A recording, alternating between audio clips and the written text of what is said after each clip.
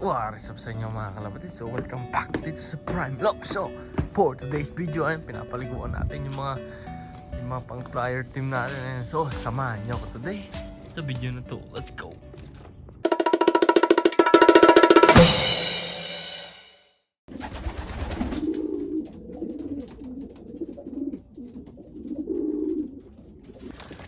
Ayan na nga sila mga kalapatid. So ito yung mga team na pang old bird natin ngayong May 2024. Ito yung mga pambato natin sa May. Ayan. So ito puro mga late breed to ngayong 2023 mga kalapatids. Pero isasabak natin sila sa May. Yung May dun mag-umpisa yung karera ng old bird mga kalapatids. Ayan sila. So 8 yata itong mga young bird na to kasama tong best kittle na late breed natin para masubukan na yun. Si 1, 2, 3 1, 3 yata yan mga kalapatids. Nakamana rin ngayon. Pero ayan sila, naliligo. Ayan. Tapos yung iba, ayan o, heavy mold kamukha nito. Itong Alphonse cross ng Chipo Cookman. Ayan. Ayan natin sa loob. Ayun nga, kung makikita nyo, itong kulungan natin dati is ito yung breederan natin mga kalapatids. Breederan, tapos ginawa din natin flyer. Kaya medyo masigip sila nun. Pero ngayon, ayun, ginawa natin isa. Itong buong kulungan na to is buong flyers team na mga kalapatids. Ayun sila, nagpapagpag oh. Ang ganda talaga nito. Alphonse cross ng Chipo Cookman. Ayan. Medyo heavy mold na sa katawan tsaka sa ulo. Ayan. Ayun, tapos naglo-lock fly na rin to mga kalapatids, pero wala pa tong toss.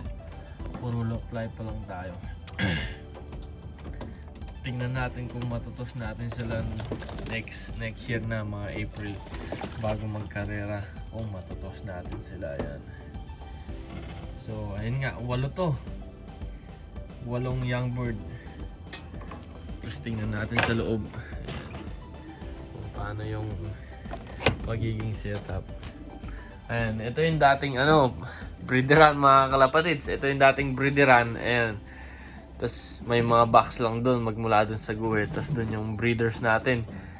Tapos dosing breeders yung mga kalapatids. Talagang nakamaximize itong kulungan natin na 8 feet by 8 feet. Tapos ayan, ginagamit natin yung exhaust fan na to kapag nagda-darkening tayo kasi medyo kulob sila. Naka-on to kapag nagsimula na silang mag-darkening, naka-on yan para continuous flow yung hangin dito sa loob. Ayun nga, dito sa loob napakaluwang. Mga 42 na boxes to. Baka iibahin pa natin to. Lalakyan natin yung mga box porch nila.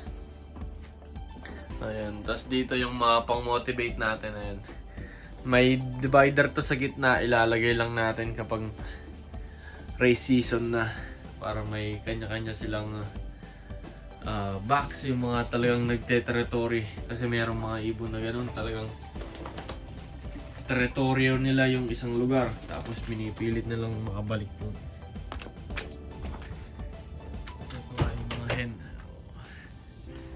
Ano lang tayo ngayon, raw vlogs, long weekend. Ayun yung import natin na best kittle.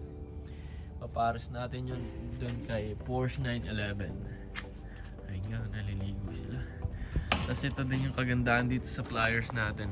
Winter, summer, talagang yung araw sa pool sa kanila. Ayun, nagpapagpag ng kalikubak. Ayun sila. Itong Thomas 6 Wolverine cross ng Baldwin yata mga kalapatids. Ayun sila.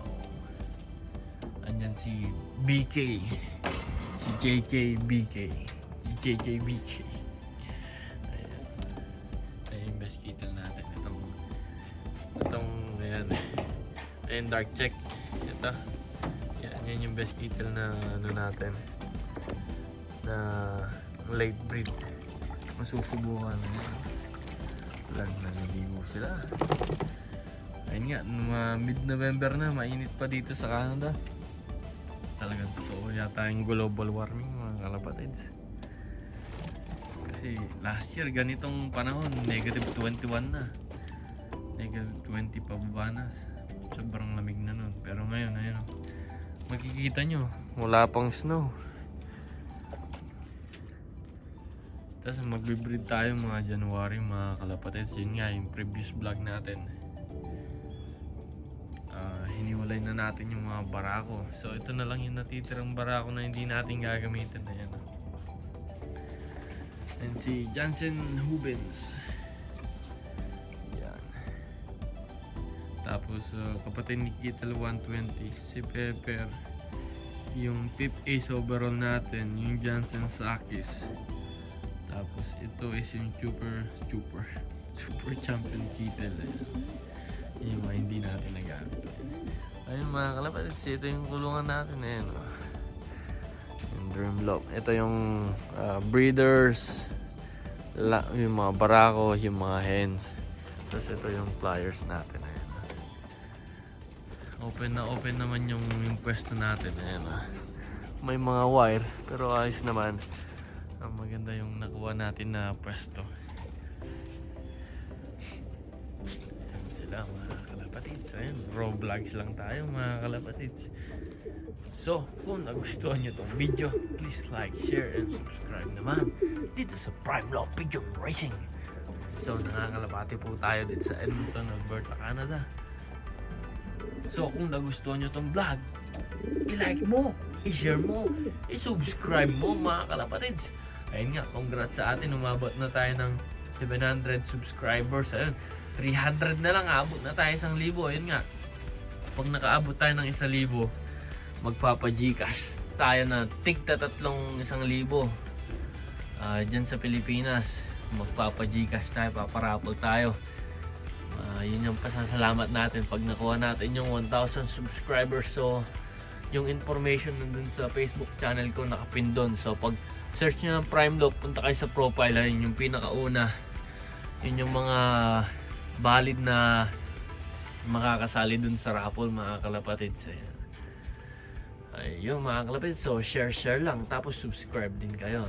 So Prime Loop here from Edmonton, Alberta, Canada. Representing Philippines. Ingat sa inyo mga kalapatids. Stay safe. So see you guys next vlog.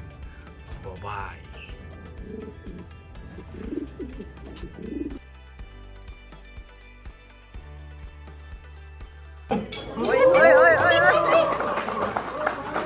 We got the youngest Ace Champion Tenbird, Average Speed Champion, Master Champion Love Tenbird.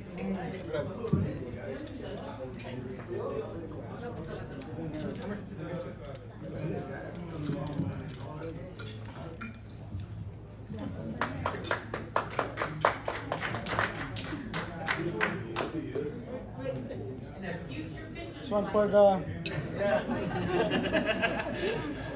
One, two, there you go.